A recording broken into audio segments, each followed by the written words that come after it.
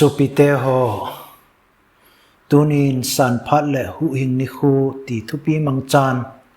phat chom cha an ho lim kit u hite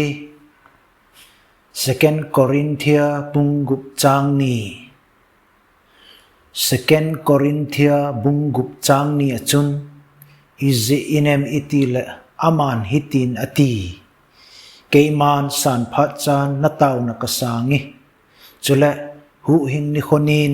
nangma kahun ahi velvin tu hi san phat ta ahi tu hi hu hing na ni khu ahi atin ahi hicha igel khom diwa deum kasa khat chu phat ahi lo le ni khu kiti hi ahi hicha bible chang ahin san phat le hu hing ni khu kiti asein ahi san phat chan na taw na kasangi chule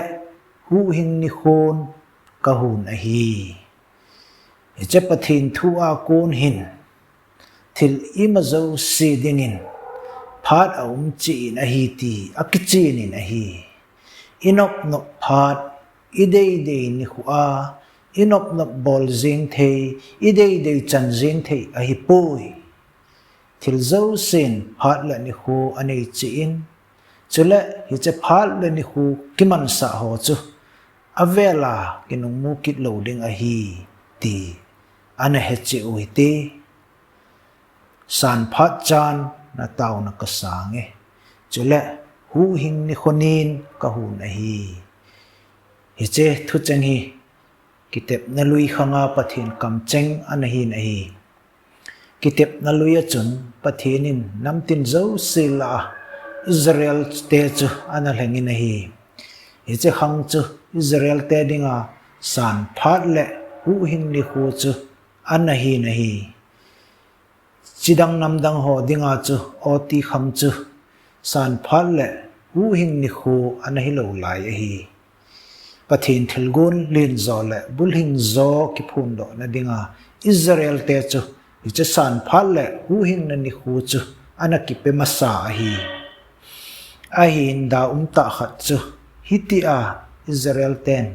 pathin san phat le hu hing ni khu ana chanu chu anamu chu na sa mon anakoyun hiti chun ama hola amo English in remnant akitin hiche amo them khat ho in bo pathini na piu san phat le hu hing ni khu chun hu hing na anakimu vin ain tamta ho wang chu anamang tha taw vin hi bible chang chu aban isim le sol cha polin tu hi la phat ai lo le tu hi san phat ta chu hi tu hi hu hing na ni khu chu hi atin hi I het bangun hi che bible chang hi polin Corinth mi te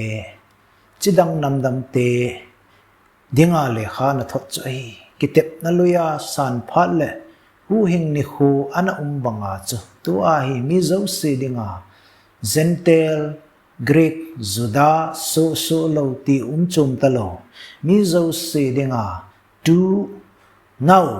kiti hi san phat le hu hing ni khu chu aung hi tai ati a hi sol cha polin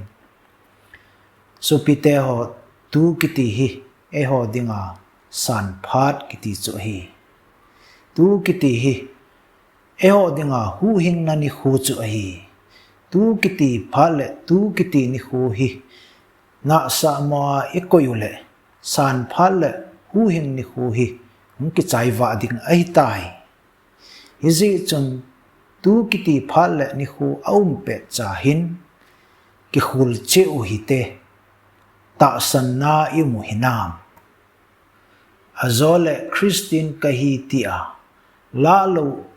inahi kha diu ham ki khulu hi te Christian kiti chu aping tha ho ki sein ahi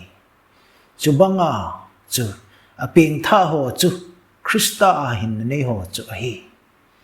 Krista a hin nei ho chu Krista lungput pu ho chu ahi Krista lungput pu ho chu a chon le a khan a paul a ha ma ki heading ahi Krista a hin ko nei ho chu i ti ki hen ding ham Krista hin na nei ho chu thin na hin khu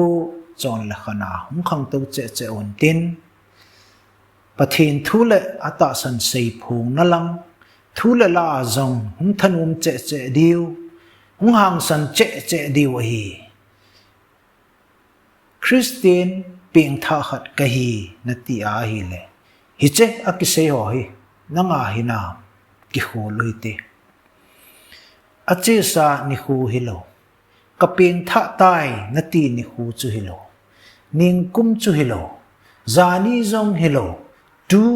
nau kiti phal ni khu a na hin khu chu i tabang hin khu ham ki khul chi ute supite vewin tu phat hi san phat chu hi Krista a na hin na akichi lo wale tu le tun pathin koma tawin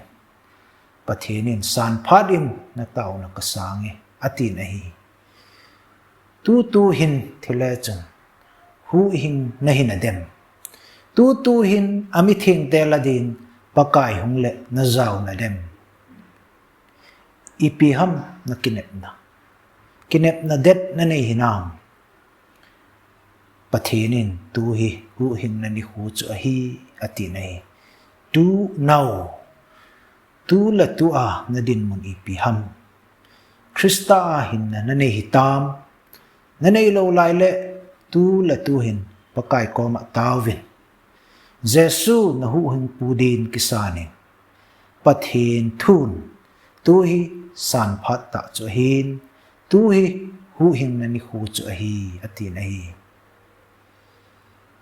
pathinin hu hin na ni hun ka ki thu pin a hi atin chula tu hi hu hin na ni hu chu a hi ati ki din a hi izi chun supi jing la thai ti tu ki ti phal ni hu hin na hin hu pakai koma pedoen chutila pakai na sana na ki thu pi a chule na hu hin ding ai supite sumlapai phat chum na ding ta sadam na ding thillelo a phat chum na ding hile hi che ho chu apet pe na tu a ikisan num diu ka ta sanin a hi jingla thai kitile inga lel diu ka ging chan a hi ai in ton sot hin na ton sot dam na ton sot thil ho dinga tua na mu thei na chan thei na phal le ni hu ipidinga jing ni khodinga na koya na ka chon ding ham ki ge alin pathinin jing atipon tu ati nahi hu hin na chan thei na dinga chu tu phat tu ni hu hi a hi jing na ti le jing ni hu dinga pathin thu in hu hin na guarantee na pe pui ti hen tu kiti now tu a pathin bel ho dingin pathinin athu a kunin hu hin na chu guarantee apin a hi izi chung naki hu hin na din tu tun pathin khuda ki pedoin tu hi san phat a hin tu hi hu hin ni hu chu a hi athu isena wa kunin pathinin phathei en bu chi tawen amen